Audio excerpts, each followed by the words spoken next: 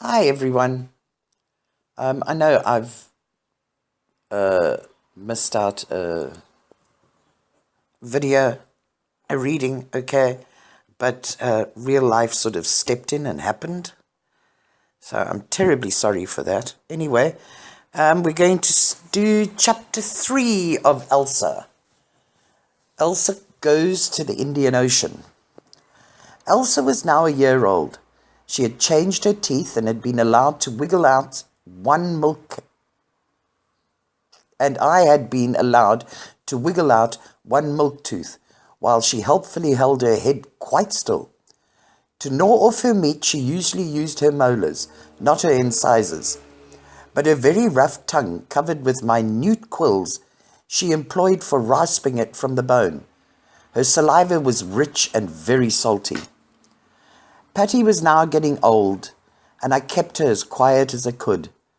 Our local leave was due, and we planned to spend it by the sea on a remote part of the coast, close to a small bargain fishing village and not far from the Somali border.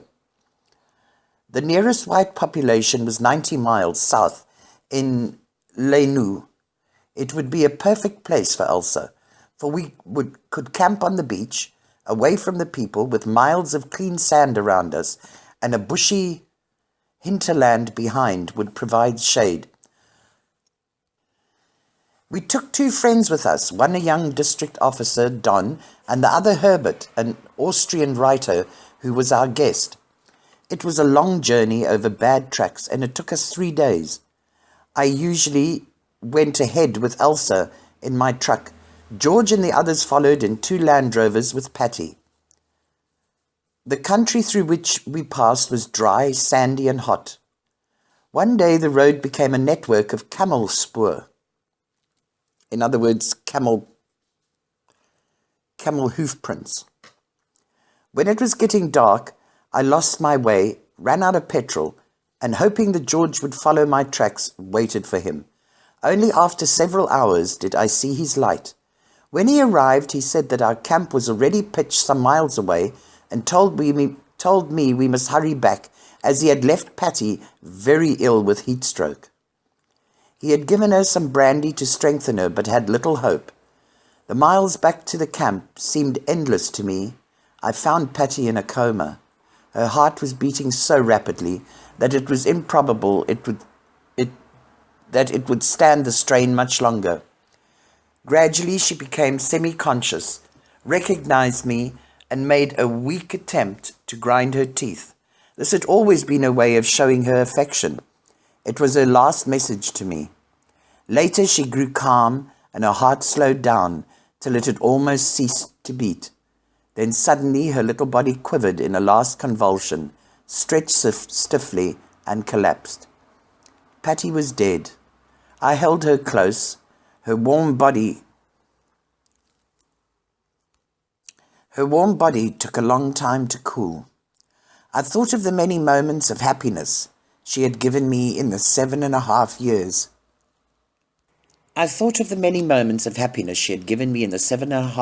During which we had shared our lives. On how many safaris had she been my companion?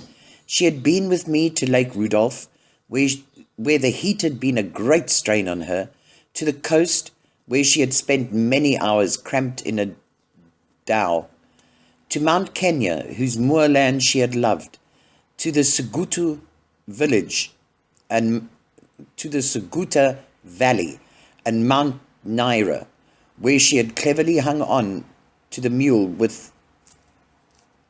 which I rode across precipitous tracks. She had been with me to camping places all over Kenya, when I was painting the African tribes. Sometimes for months on end she had been my only friend.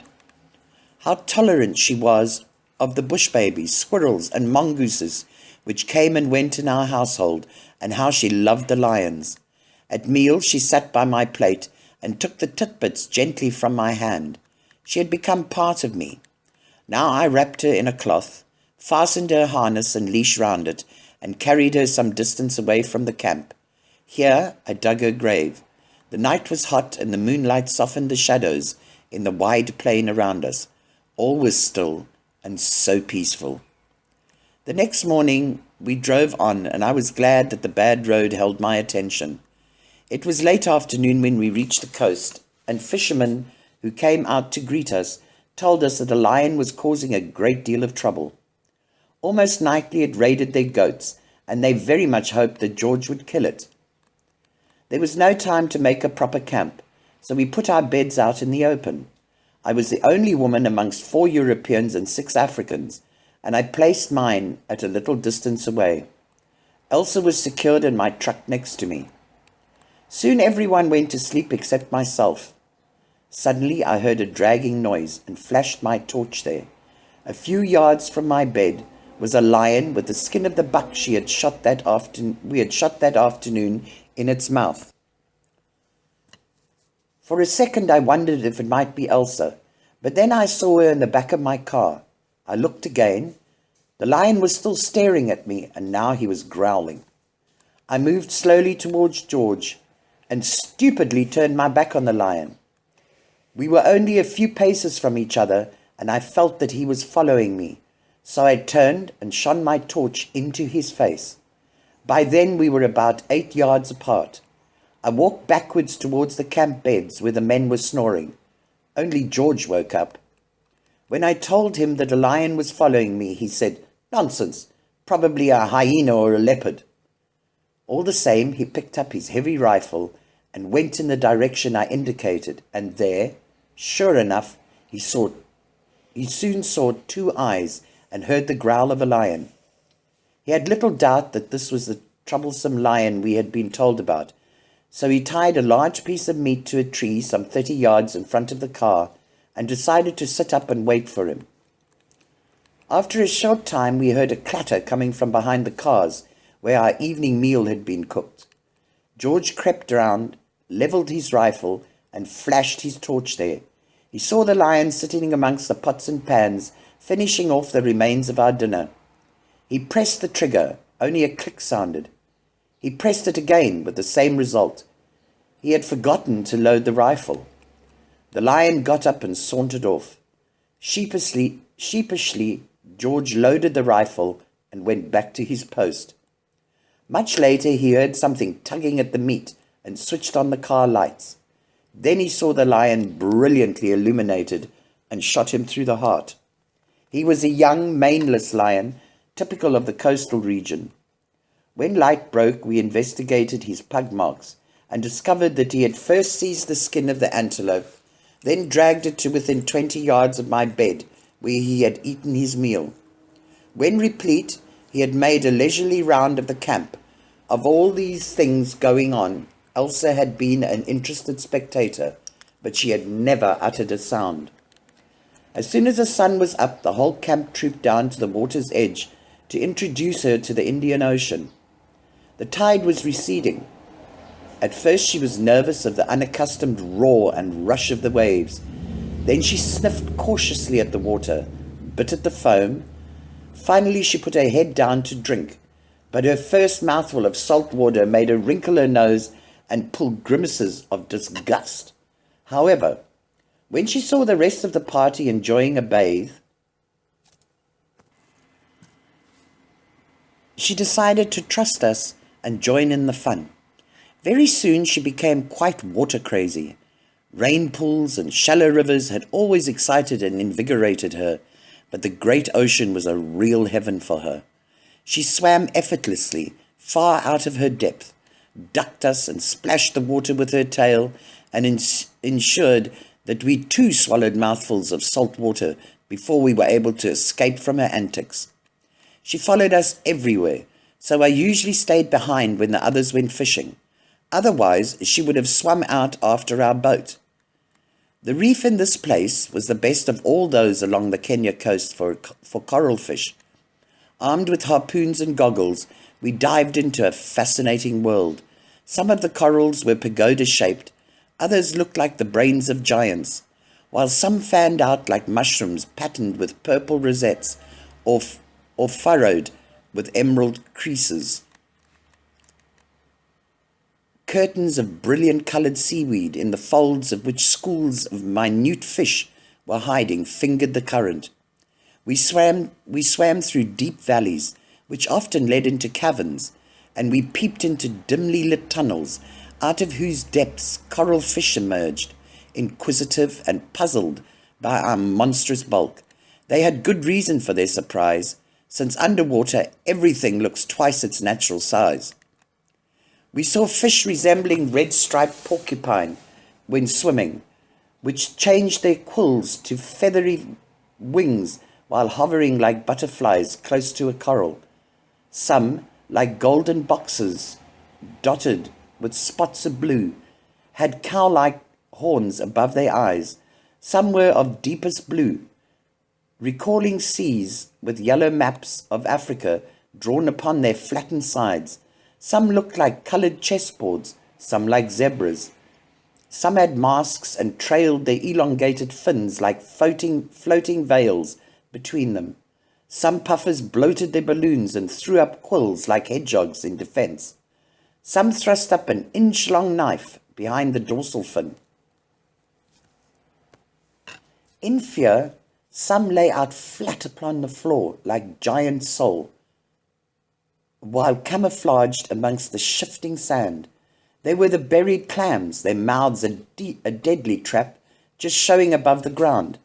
The deadly poisonous stonefish, whose puff-adder markings were concealed by bright red fringes, and which kept so still against the coral rock, except for amber-coloured eyes, which followed every move and gave the fish away. Then there were crayfish with their sharp hooked armour. However threatening they looked, they were far the easiest to shoot. They waited stupidly, half hidden under rocks, for the harpoon to penetrate their shell between the eyes. Their long, thin antennae floated at alert, but rarely warned in time to let the fish escape. The sea anemones, which seemed to us a mass of lovely flowers, were fatal to small organisms, which swam between their ever-moving tentacles.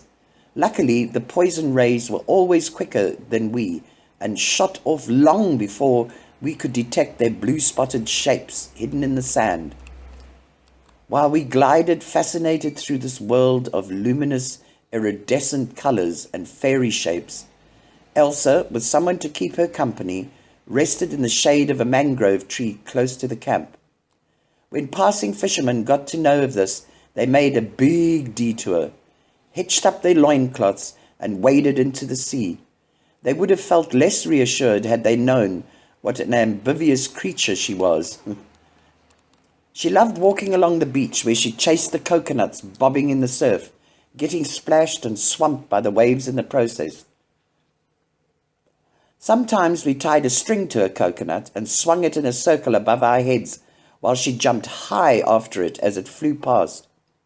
She soon discovered that digging in the sand was a most rewarding game, since the deeper the hole, the wetter and cooler it became, and therefore the nicer to roll in. Often she dragged long strands of seaweed along, entangling herself in it till she looked like some odd sea monster. But crabs provided her with the best fun of all. Towards sunset, the beach became alive with these little pink creatures, shuffling sideways in order to get from their holes to the water, only to be washed ashore again a moment later. Persistently they shuffled, only to be thrown back again, until finally their patience was rewarded, and they grabbed some piece of delicious seaweed and pulled it into their hole before the next wave was able to carry it off. Elsa did not make things easier for the busy creatures. She would rush from one to the other, invariably getting nipped in the nose, but undeterred she pounced again, only to be nipped once more.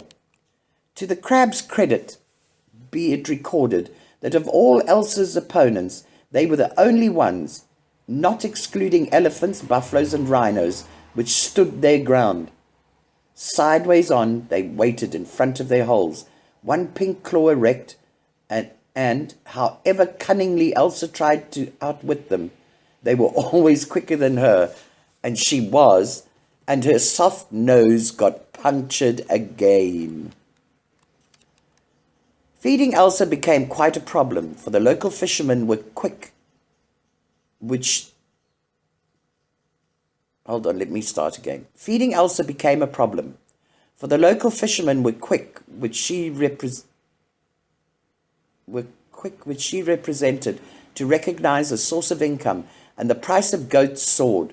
Okay, let me read that whole thing again. Feeding Elsa became quite a problem, for the local fishermen were quick, which she represented, to recognize the source of income, and the price of goats soared. In fact, for some time she kept the villagers in luxuries hitherto unknown to them. However, in the end she had her revenge. The herdsmen never guarded their goats, which straggled along all day in the bush, an easy prey to leopard and lion. One evening we were out on the beach long after bedtime for goats, when Elsa suddenly darted into a bush. There followed a loud bleat and then silence. She must have scented a lone straggler, pounced on the goat, and squashed it with her weight. But, never having killed before, she did not know what to do next, and when we arrived, she plainly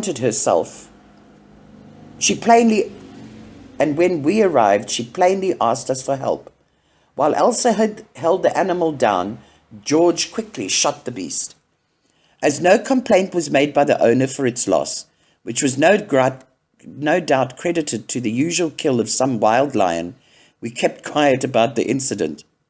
Had we done otherwise, every moribund goat from a day's march north and south of the camp would have been left out for Elsa to devour, so that compensation might be claimed. We overcame our qualms of conscience with the thought that George had rid the district of its chief goat catcher, and also with the recollection of the exorbitant prices we had paid for the most miserable little beasts which we had bought on Elsa's behalf. Towards the end of our holiday, George became ill with rheumatoid, but he was so keen on fishing that he took much stronger doses of mepecrine than the normal one, and also got up before he should to go goggling. Returning home one evening from a walk along the beach with Elsa, as I neared the camp, I heard an alarming howl and screaming. After securing Elsa in my truck, I rushed to the tent, where I found George limp and collapsed in a chair. He was imitating frightful groans and yelling for his revolver, for me, cursing Elsa and shouting that he wanted to shoot himself. Even in his semi-conscious condition, he recognized me, seized me with an iron grip, and said that now that I was there, he could relax and die. I was most alarmed. The boy stayed a few yards away, looking very frightened. Our friend stood helpless, clutching a stick with which he proposed to club George if he should become violent. In whispers, they told me that, quite suddenly, George had started to gesticulate wildly, shrieking for me and shouting for his revolver to kill himself. Luckily, I had returned soon after he had collapsed. The main thing now was to carry him to his bed and try to calm him.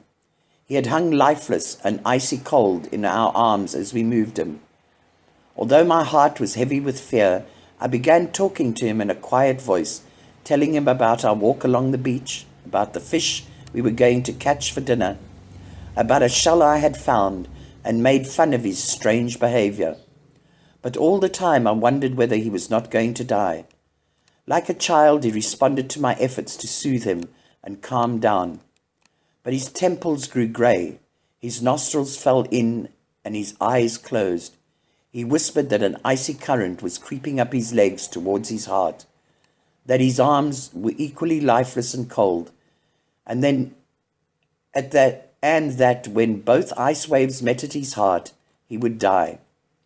Suddenly he was seized by panic, clutched me with a desperate strength, as though hanging on to life. I poured brandy between his dried lips, stroked him gently, and trying to divert his mind towards some action associated with the near future, told him about his birthday cake, which I had brought all the way from Izolo, and said that we should eat it that night, as soon as he was well enough to get up. I knew the cause of his condition. He had been poisoned by an overdose of mepecrine. The violence of the reaction was due to the fact that he had gone goggling without giving this dangerous drug time to work. He had had a similar experience many years ago, and from this I recognized symptoms. Before he fell into an exhausted sleep, the night had passed.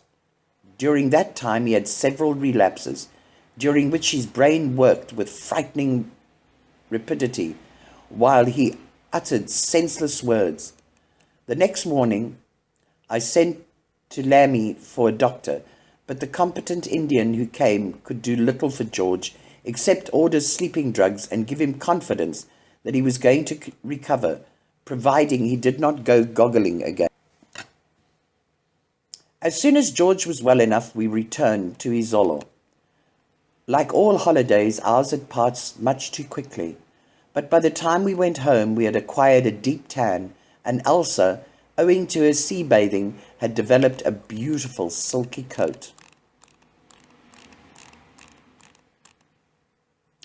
And that is the end of chapter 3. I hope you all enjoyed it. And I'll see if I can do chapter 4 sometime today and then upload it tonight. And then we'll have 2 Elsas over the weekend, which is what I have tried to do. Anyway, if there's any books, children's books as well, that you would like me to read, please comment below the video and let me know. And if possible, people, just press the thumbs up, okay? Just the like, the like button, or thumbs down, I mean, whichever one you want to do. But it just kind of lets me know that people are watching. Okay, thank you very much. I hope you have a really great, blessed day. Until the next time, may your gods go with you. Ciao, ciao.